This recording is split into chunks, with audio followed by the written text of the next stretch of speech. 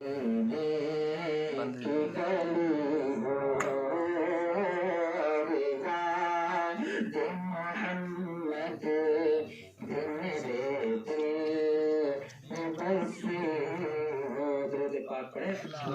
صل صلی اللہ علیہ وسلم۔ تو میں بات یہ عرض کرا تھا کہ سرزمین حرمہ میں رہنے والوں مسلمانوں خاص طور پر اپنے ایمان کا جائزہ لیجئے اور اپنے آپ کو مضبوط رکھیے۔ مضبوط انسان پیسے سے نہیں ہوتا ہے۔ اگر کوئی یہ سوچتا ہو کہ ہم زیادہ پیسہ کما لیں گے تو شاید ہمارا غلبہ ہو جائے گا، بلا شبہ پیسہ کمائیے، بزنس کریے، لیکن انسان جو مضبوط ہوتا ہے وہ اصل میں متقی ہونے سے ہوتا ہے، گناہوں سے بچنے کی بنیاد پر ہوتا ہے۔ اگر کسی کو کوئی طاقت ملتی ہے تو وہ متقی ہونے کی بنیاد پر ملتی ہے، عزت ملتی ہے تو متقی ہونے کی بنیاد پر ملتی ہے۔ بلا شبہ بزنس کریے، پیسہ کمائیے، سرمایہ کمائیے، سارا کچھ کریے، لیکن نیک بن کر رہیے۔ اگر آپ نیک بن کر رہیں گے، عبادت گزار بن کر رہیں گے، تو دنیا میں کوئی ایسا مائی کا لال نہیں ہے جو آپ کی عزتیں آپ سے چھین سکے، نہیں چھین سکتا۔ آپ کا اختیار، آپ کا رتبہ، آپ کا غلبہ کوئی نہیں آپ سے چھین سکتا، اس لیے کہ اللہ کا وعدہ ہے۔ اللہ خود فرماتا ہے نا، وَلَا تَهِنُوا وَلَا تَحْزَنُوا وَأَنْتُمُ الْأَعْلَوْنَ إِن كُنتُم مُؤْمِنِينَ۔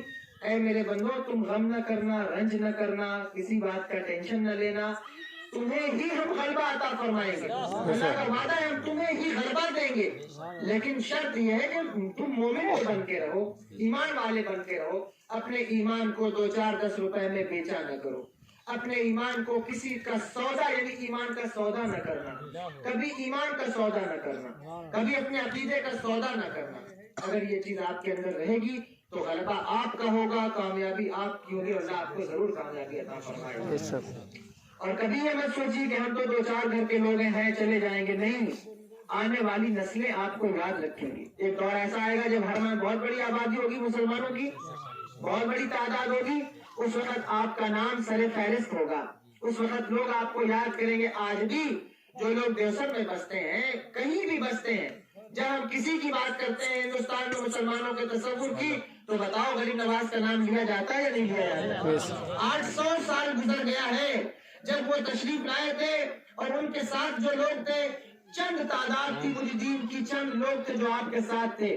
800 سال گزر گئے ہیں، لیکن آج بھی جب مسلمانوں کی تاریخ کی بات ہوتی ہے تو سر ہند اور سر فہرست جو ہے وہ غریب نواز کا نام آتا ہے یا نہیں آتا؟ تو انہوں نے کیا کام کیا؟ کام یہ کیا ہے کہ اپنے بھی ان کے در پر سر احترام جھکا رہے ہیں اور غیر بھی ان کے در پر سر احترام جھکا رہے ہیں۔ تو اپنے کردار کو اتنا چمکدار رکھو، اتنا روشن رکھو کہ اپنے بھی تمہیں مانے اور غیر بھی تمہیں مانے۔ جو کہیں بھی رہتا ہے وہ اپنی ایمانداری سے لوگوں کو متاثر کرتا ہے۔ کوئی بھی انسان اپنے پیسے کی بنیاد پر لوگوں کو متاثر نہیں کر سکتا، اپنی حکومت کی بنیاد پر کسی کو متاثر نہیں کر سکتا۔ اگر حکومت کی بنیاد پر، بہومت کی بنیاد پر کوئی کسی کو متاثر کرتا تو آج لوگ پردھان منتری کو گالیاں نہ دے رہے ہوتے۔ اگر کوئی بہومت کے اعتبار سے کسی کو متاثر کرتا تو آج ان کی شان میں وہ کلمات نہ کہے جا رہے ہوتے جو کہے جاتے ہیں۔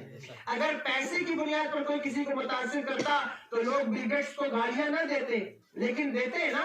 بادشاہت کی بنیاد پر کوئی کسی کو متاثر کرتا تو لوگ جو ہے وہ فرعون کو ایسا ویسا نہ کہتے، لیکن یہ بادشاہت کی بنیاد پر کسی کو متاثر نہیں کیا جا سکتا، طاقت کی بنیاد پر کسی کو متاثر نہیں کیا جا سکتا۔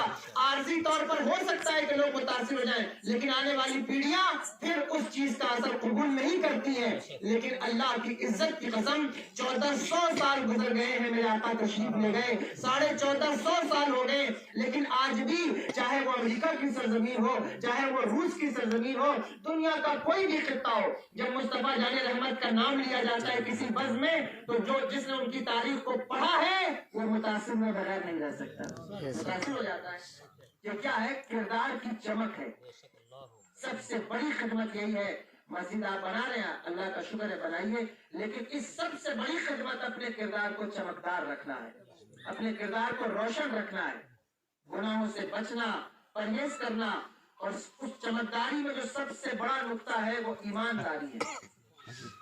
آج سے 10 سال 20 سال پہلے جب بھی مسلمانوں کا نام لیا جاتا تھا تو اس کا مطلب ہوتا تھا کہ وہ ایماندار سچا. لیکن اب دھیرے دھیرے یہ کنڈیشن مسلمانوں سے ختم ہو رہی ہے اور لوگ انہیں دھوکہ باز سمجھتے ہیں, انہیں جو ہے وہ دھوکہ دہی کرنے والا سمجھتے ہیں. اس لیے اپنے کردار کو سب سے بہتر رکھیے, روشن رکھیے اپنے کردار کو, اچھا رکھیے اپنے کردار کو, اور ایسا رکھیے کہ لوگ آپ کے کردار کی مثالیں پیش کریں.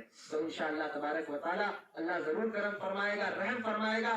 اور دین سیکھنے کے لیے, دین سکھانے کے لیے بہت اچھی بات ہے کہ حافظ صاحب یہاں آ رہے ہیں یا رہ رہے ہیں.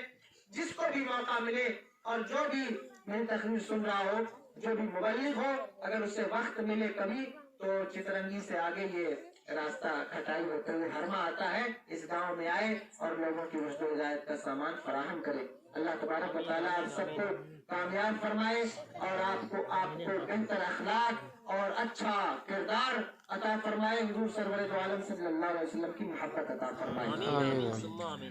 یاد کریے حضور سرور دو عالم صلی اللہ تعالیٰ علیہ وآلہ وسلم نے اس دور میں ارشاد فرمایا تھا, حضور نے اس دور میں ارشاد فرمایا تھا کہ جب میں دنیا سے چلا جاؤں گا, اور میں تو چلا جاؤں گا, لیکن ایک دور ایسا آئے گا, ایسے لوگ ہوں گے کہ انہوں نے مجھے دیکھا نہیں ہوگا, مجھے سنا نہیں ہوگا اور میرے معجزات نہیں دیکھے ہوں گے, لیکن ان کا دل اللہ نے اس لیے بنایا ہے کہ جب ان کے سامنے میرا نام لیا جائے گا تو ان کا دل دھڑکنے لگے گا, دل دھڑکنے لگے گا, اور وہ میرا عشق قبول کر لیں گے, میری نبوت کا اقرار کریں گے, میری رسالت پر ایمان لائیں گے. یہ حدیث بیان کر رہا تھا میں.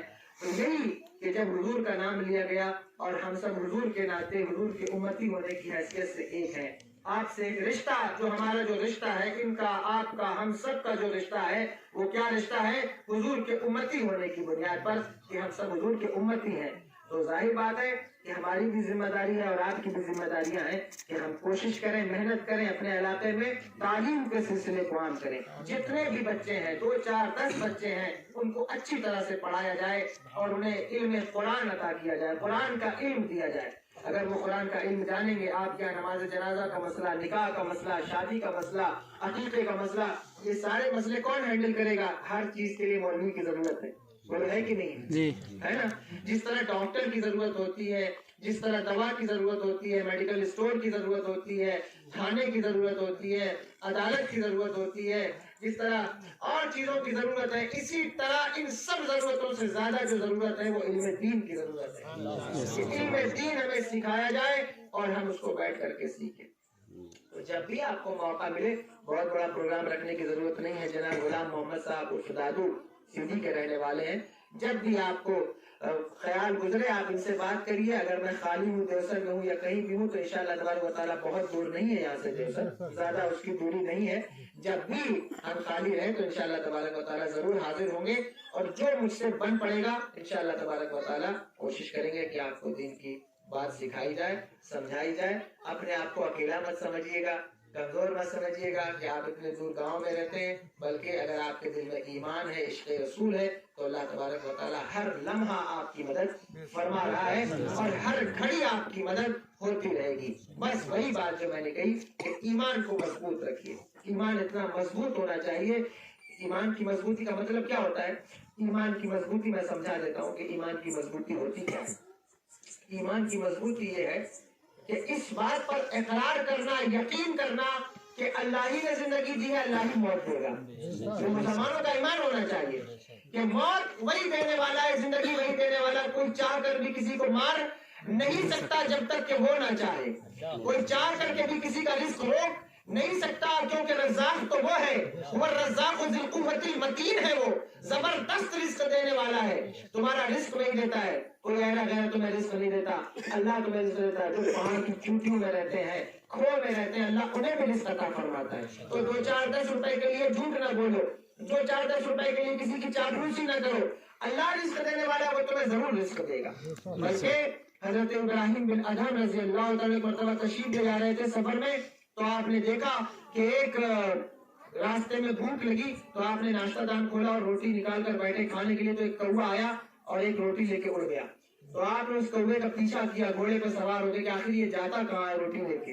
اس کا پیچھا کیا تو دیکھا کہ ایک پہاڑ کے نیچے جنگل میں, شدید اندر جنگل میں جا کر ایک انسان ہے جس کا ہاتھ بھی بندھا ہے, پیر بھی بندھا ہے, اور وہ لیٹا ہوا ہے, اور کوے نے روٹی اس کے منہ کے قریب رکھ دی. تو وہ اس کو جو ہے وہ کھانے لگا. تو آپ اس کے پاس گئے, اس کا ہاتھ کھولا, بولا بھائی تو کون ہے یہاں لیٹا ہوا ہے؟ اس نے کہا حضور میں 3 دن سے یہاں پڑا ہوں, میں ایک تاجر ہوں, قافلے سے جا رہا تھا, ڈاکوؤں نے مجھے لوٹ کے یہاں باندھ کے پھینک دیا, 3 دن سے ایک کوا مجھے روٹی رکھ کے دے جاتا ہے. یعنی رزق اللہ تعالیٰ پہنچاتا ہے. تو کہیں بھی تم رہو گے اللہ تمہارے رزق اللہ نے مقدر کر دیا, وہ تمہیں ضرور عطا فرمائے گا. اس کے لیے جھوٹ بولنے کی, غیبت کرنے کی, چاپلوسی کرنے کی, ایمان بیچنے کی ضرورت نہیں ہے. اللہ کی ذات پر یقین رکھو, اللہ تمہیں رزق عطا فرمائے گا, وہی رزق دینے والا ہے. رزق تو اس طرح اللہ عطا فرماتا ہے کہ جو سمندر کے اندر جو ہے وہ کیڑے مکوڑے, انہیں بھی تو اللہ ہی رزق عطا فرماتا ہے. وہ تو کبھی جھوٹ نہیں بولتے, وہ کسی کی چاپلوسی نہیں کرتے. آپ غور کریے, ہم لوگ سادہ کھانا کھاتے ہیں, سبزی چاول. یہ جو شیر ہوتا ہے جنگلوں میں شیر, اس کی پر ڈے کی خوراک 10-15 کلو گوشت کی ہے, بولو ہے کہ نہیں ہے؟ تو اگر کسی انسان کو آپ 10-15 کلو گوشت اس کی پر ڈے کی خوراک ہو تو سوچیے وہ کتنا پیسہ خرچ کرے گا, تب تو 10-15 کلو گوشت کھائے گا. لیکن اللہ اسے روز کھلاتا ہے, کھلاتا ہے یا نہیں کھلاتا؟ ایک پرندہ ہوتا ہے, اس کا نام ہے باز, وہ ہنس, سفید ہنس ہوتا ہے, اس کی خوراک جو ہے موتی ہے, سچا موتی وہ کھاتا ہے, اس کے علاوہ کچھ نہیں کھاتا. آپ سچا موتی ڈھونڈنے نکلیے, چترنگی میں, دیوسر میں, سیدھی میں آپ کو نہیں ملے گا. ریوا جاری ہو سکتا ہے, وہاں بھی آپ کو نہ ملے سچا موتی, لیکن اس کی خوراک ہی سچا موتی ہے. اس کا رزق اللہ اسے دیتا ہے اور وہ روز موتی کھاتا ہے. سوچیے کہاں سے اللہ دیتا ہے, اللہ ہی دینے والا ہے, تو اللہ دے رہا اسے. لیکن کوشش کرنا یہ بھی بہت ضروری ہے کہ ہم کوشش کریں, محنت کریں, ایمانداری کے ساتھ محنت کریں, کوشش کریں. اور بہت سارے لوگ ایسے بھی ہوتے ہیں کہ بھائی یہ تقریر بتا دی جائے, کسی کو بتا دیا جائے کہ اللہ رزق دیتا ہے, پریشان ہونے کی ضرورت نہیں, تو ہاتھ پر باندھ کے بیٹھ جائے کہ پھر اللہ ہی رزق دے گا, تو کچھ کرنے کی ضرورت نہیں ہے. تو ایک بزرگ ایک ساتھ جو ہے جنگل سے تشریف لے جا رہے تھے, تو انہوں نے دیکھا کہ ایک شیر جو ہے وہ جانور کا شکار کر رہا ہے, اور ایک لومڑی ہے, یعنی ایک لومڑی ہے جس کا ہاتھ بھی کٹا ہے, پیر بھی کٹا ہے, وہ بیٹھی ہوئی ہے. تو بہت پریشان ہوئے کہ اس کا تو ہاتھ بھی کٹ گیا, پیر بھی کٹ گیا, اب یہ کھائے گی کیسے, شکار کیسے کرے گی. تو دیکھنے لگے اس کو, کھڑے ہو کے دیکھا, تھوڑی دیر کے بعد ایک شیر آیا, اس نے ایک ہرن کا شکار کیا, کھایا, اور جو بچ گیا وہ لومڑی کے پاس چھوڑ کے چلا گیا. تو لومڑی نے اس سے جو بھی کھانا تھا وہ کھا لیا. تو ان کے دل میں بڑا ایمان مضبوط ہوا کہ اللہ تو جس کا ہاتھ کٹا ہو, پیر کٹا ہو, اسے بھی رزق دیتا ہے. تو واپس لوٹے, ایک کھو میں بیٹھ گئے اور کہا جب اللہ جانوروں کو رزق دیتا ہے تو ہمیں کیوں نہیں دے گا. تو چپ چاپ بیٹھ گئے کہ اب کہیں نہیں کماؤں گا, بس اللہ ہی رزق دے گا تو کھاؤں گا. تو آواز آئی حاطف غیبی سے, آواز کیا آئی, کہا میرے بندے رزق دینا میرا ذمہ ہے, میں ضرور دوں گا, لیکن شیر بن, لومڑی نہ بن. یعنی شیر بن, خود بھی کھا, دوسروں کو بھی کھلا, لومڑی بن کے بیٹھ نہ جا. تو کوشش کرنا مسلمانوں کا کام ہے, لیکن کوشش میں جھوٹ نہ بولیں, کسی کی چاپلوسی نہ کریں, کسی کا مال غصب نہ کریں. بس یہ سوچیں کہ ہمیں اللہ نے لگایا ہے کہ ہمیں رزق تلاش کرنا ہے, محنت کرنی ہے, آگے بڑھنا ہے, بچوں کو پڑھانا ہے, لکھانا ہے, اور دنیاوی اعتبار سے بھی بہت سارے کام ہمیں کرنے ہیں. یہ سارے کام اپنے ذہن میں رکھیے. یہ بات آپ سے کیوں کر رہا ہوں, آپ سوچ رہے ہوں گے کہ اتنی بات حضرت ہم لوگوں کو کیوں بتا رہے ہیں. بتا اس لیے رہا ہوں کہ جہاں بہت سارے مسلمان رہتے ہیں وہاں ان کی جو فرائض ہے وہ ڈسٹریبیوٹ ہو جاتے ہیں. یعنی کوئی چیز جو ہے وہ فرض کفایہ کی حیثیت میں داخل ہو جاتی ہے کہ فلاں کر لے, فلاں کر لے, فلاں کر لے. لیکن آپ کم تعداد میں ہیں, آپ سب کے اوپر سب سے بڑی ذمہ داری ہے کہ آپ اسلام کا جھنڈا کس طرح بلند کریں گے. یہ جھنڈا آپ نے لگایا ہے, جھنڈا صرف ظاہری طور پر نہیں لگایا جاتا, یہ لگایا ہے, قابل مبارکباد ہے. اصل جھنڈا تو وہ ہوگا جب آپ کی عظمت کے چرچے گاؤں میں ہونے لگے, آپ کے جو ہے معاشرے, آپ کے قوم کے چرچے گاؤں میں ہونے لگے, آپ کی صداقت کے چرچے ہونے لگے کہ مٹھی بھر مسلمان ہیں لیکن ان کا کردار دیکھو کتنا خوبصورت ہے, ان کا اخلاق دیکھو کتنا خوبصورت ہے, ان کا طریقہ دیکھو کتنا خوبصورت ہے. وہ آپس میں لڑتے جھگڑتے نہیں, وہ آپس میں فتنہ فساد نہیں کرتے, وہ آپس میں خرافات نہیں کرتے, ایک ہی رب کی بارگاہ میں ایک ہی مسجد میں سر جھکاتے ہیں, ایک ہی ساتھ کھانا کھاتے ہیں, ایک ساتھ شادی بیاہ کرتے ہیں. یہ اتفاق و اتحاد کی جب فضا قائم ہوگی, تعلیم کا معیار اونچا آئے گا, اخلاق چمکے گا, کردار روشن ہوگا, تب وہ اصل جھنڈا جو عظمت اسلام کا ہے وہ خود بخود گڑ جائے گا, اس کو گاڑنے کی ضرورت نہیں پڑے گی. تو یہ چند باتیں تھی جو میں نے عرض کر دی. اللہ تبارک و تعالیٰ قبول فرمائے. اور مسجد کی سنگ بنیاد ہے, مجھے بہت خوشی ہے کہ آپ یہاں پر مسجد کا کی سنگ بنیاد کر رہے ہیں, اور جو ہے اس کے بعد انشاءاللہ تبارک و تعالیٰ اس کا کام بھی شروع ہوگا. اللہ چاہے گا تو جلد از جلد مسجد بن کر تیار ہوگی, اور پھر نمازی بھی کثرت سے نماز پڑھنا تیزی سے آپ حضرات شروع کریں. صرف مسجد بنانا یہ کامیابی کی دلیل نہیں ہوتی, مسجد کو آباد کرنا بہت ضروری ہے. مسجد تو بنا لی پل بھر میں, ایمان کی حرارت والوں نے, دل اپنا پرانا پاتی تھا, برسوں میں نمازی بن نہ سکا, تو اس لیے مسجد بھی بنائیں لیکن نماز پڑھنے کی خاص کوشش کریں. اور جو بھی صدر جیسے عباس صاحب قبلہ ہیں یا جو بھی انتخاب ہوگا آپ کیا بہرحال, تو کہنے کا مطلب یہ ہے کہ لوگ یہ سمجھتے ہیں کہ مسجد زیادہ سے زیادہ اونچی بنائی جائے, بہت بڑا مینار بنایا جائے, یہ کامیابی ہے. ٹھیک ہے بنائیے, میں منع نہیں کرتا, لیکن اصل کامیابی یہ ہے کہ گاؤں والوں کو جوڑ کے مسجد لانے کی کوشش کی جائے. جو بھی صدر بنے وہ یہ سوچے کہ مجھے مسجد کی تعمیر تو کرانی ہے, وہ تو الگ بات ہے, لیکن میرے پیریڈ میں, میرے کال میں, میرے دور میں نمازی کتنے بڑھ رہے ہیں. یہ اصل میں صدر کی کامیابی ہوتی ہے. کہ بڑے بڑے صدر ہیں دیکھیے مسجدوں کے, جب سال بھر کے بعد حساب پیش ہوتا ہے تو بتاتے ہیں ہم نے یہ بنایا, اے سی لگایا, پنکھا لگایا, کولر لگایا, میٹ بچھایا, مصلی بچھایا, ٹائلس لگایا, دنیا بھر کی چیزیں کی مسجد میں. بلا شبہ قابل مبارکباد ہے, میں احانت نہیں کرتا, تنقید نہیں کرتا, لیکن اصل صدر کا حق وہ ادا کرتا ہے جس کے پیریڈ میں نمازیوں کی تعداد بڑھ جائے.